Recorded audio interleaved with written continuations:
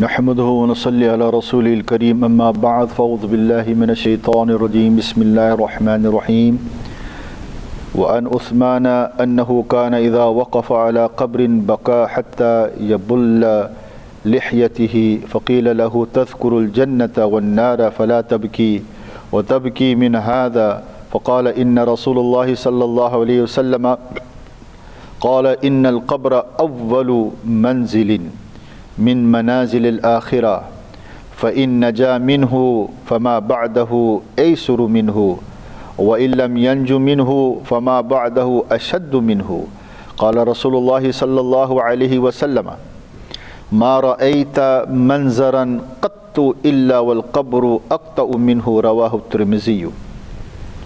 All praise is due to Allah subhanahu wa ta'ala, the creator and the sustainer of this universe.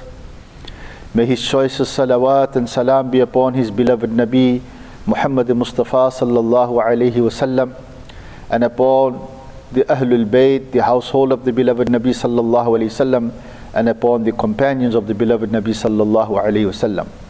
As-salatu was-salamu alayka ya Rasulullah, as-salatu was-salamu alayka ya Habiballah, as-salatu was-salamu alayka ya rahmatan lil alameen, wa ala alika wa ashabika ya shafi' al-mudhnibin.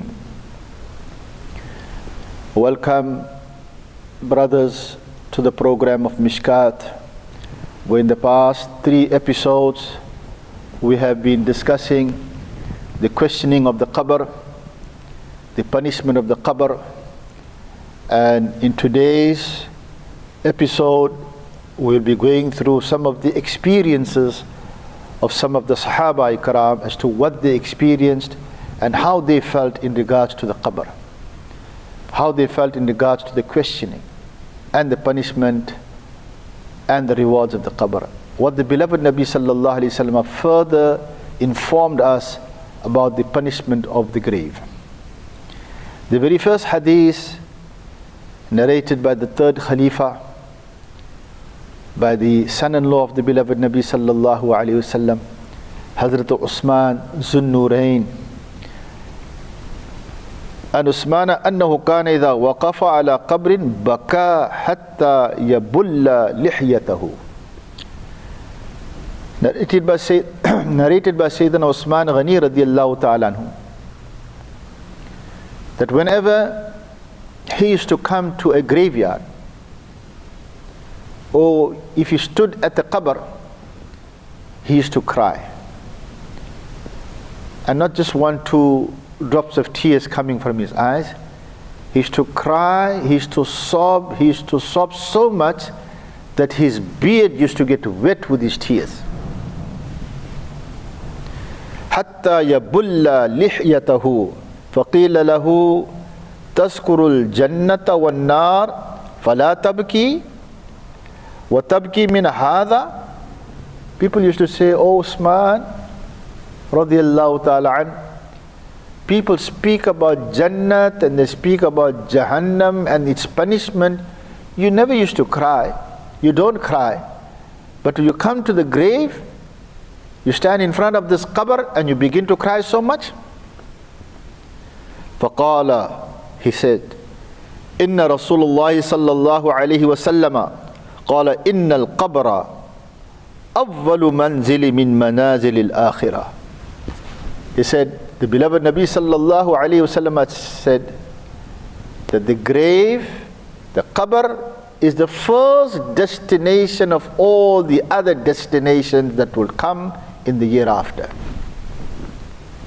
Remember, dear viewers, you have Alim Barzakh, then you're going to get Yawm al-Hashr, and then after that it is going to be decided whether you are going to be a Jannati or a Jahannami. And Hazrat Usman Ghani radiyallahu ta'ala anhu says that before Yawm al-Hashr, before Yawm al-Qiyamah, your first test is going to take place here. If you are successful here, as he says, فَإِن نَجَا مِنْهُ فَمَا بَعْدَهُ أَيْسُرُ مِنْهُ. He says, if you are successful, if you've answered successfully, Allah is my Rabb, if you answered successfully, the Deen of Islam is my Deen, and if you answered successfully, that the personality that is in front of me, he is Allah's servant and messenger, he is none other than Muhammad Mustafa sallallahu alaihi wasallam, that means you are successful. And the other destination, which is going to be Yawm al-Qiyamah, will be easier compared to this, providing you are successful here. وَإِن لَمْ يَنْجَوْا مِنْهُ, and if you are not successful here, فَمَا بَعْدَهُ أَشَدُّ مِنْهُ, then it's going to get even worse at a later stage. Apart from what's going to happen now, that is just the highlight. That is just going to be the tip of the iceberg for those that are not going to be successful in the grave. You're going to get a little bit of punishment, and we're going to go through the next hadith to tell you what that little punishment is going to be like. I want you to keep that in mind. Qiyamah is going to be worse. Jahannam is going to be even worse. But if a person is successful in the qabr, on the day of Qiyamah he'll be successful, and thereafter inshallah he will be given the glad tidings of Jannah. قال رسول الله صلى الله عليه وسلم ما رأيت منظرا قط إلا والقبر أقطع منه. The beloved Nabi sallallahu alayhi wasallam said, I haven't seen anything more frightening than what happens in the grave. So this tells us, dear brothers, dear listeners and dear viewers, that a great Sahabi like Sayyidina Usman Ghani radiyallahu ta'ala anhu knew what was to come. And he knew that this is one of those destinations that every man has to go to first. When we leave this world, the first destination is our qabr.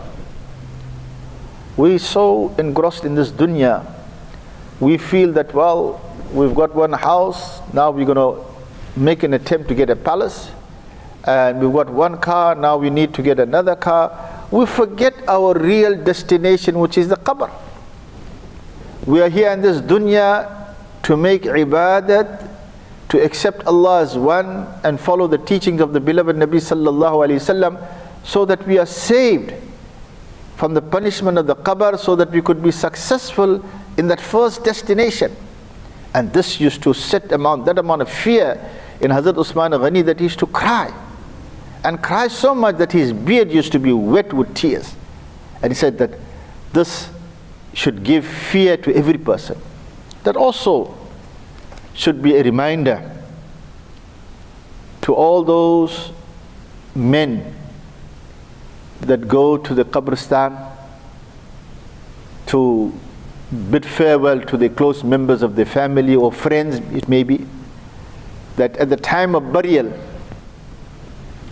you find people in small pockets, small groups of 4s and 5s, discussing about their business, discussing about other worldly affairs. It may be, in regards to their family, it may be in regards to sports.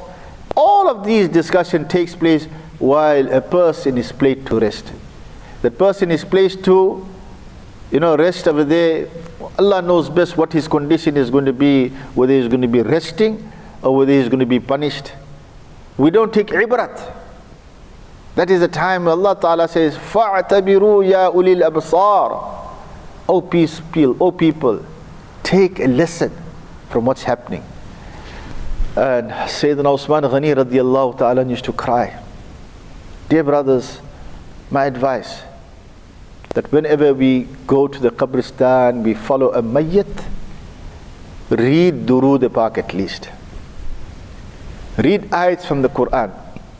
Make dua for the person, because that is a moment where he needs every help and assistance. Now this is the experience of one Sahabi. Further, the beloved Nabi sallallahu alayhi wasallam explains us why we should go and accompany the janazah to the grave. How we can help and assist that person that passes away. Narrated by the same Sahabi, Hazrat Usman Ghani radiyallahu ta'ala anhu, كان النبي صلى الله عليه وسلم إذا فرغ من دفن الميت وقف عليه فقال استغفروا لأخيكم ثم سلوا له بالتثبيت فَإِنَّهُ الْآنْ يَسْأَلُ. The beloved Nabi sallallahu alayhi wasallam had said, it used to be his habit, that every time a person used to be buried, Nabi Pak sallallahu alayhi wasallam used to advise and instruct the Sahaba Ikram, after burial, istaghfiru li akhikum.